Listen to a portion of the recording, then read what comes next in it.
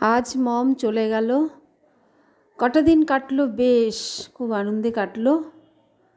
যাই হোক, আবার আমার সে আগের জীবন, কাজ নিয়ে ব্যস্ত থাকা, বিভিন্ন কাজ, আর মমের সাথে দূর থেকে কথা বলা। রোজই আমরা গল্প করি, সময় সুযোগ বুঝে। ওই বেশি ফোন করে, ওর টাইম বুঝে। যাই হোক, চলো দেখো, আমাদের কাজ তো চলছে, সময় মতো সব তোমাদের দেখাবো। দেখো, এই যে রঙ্গন গাছটাকে বেঁধে ওরা কাজ করছে, তার কারণ পুরো রঙের ইয়েতে নষ্ট হবে গাছ।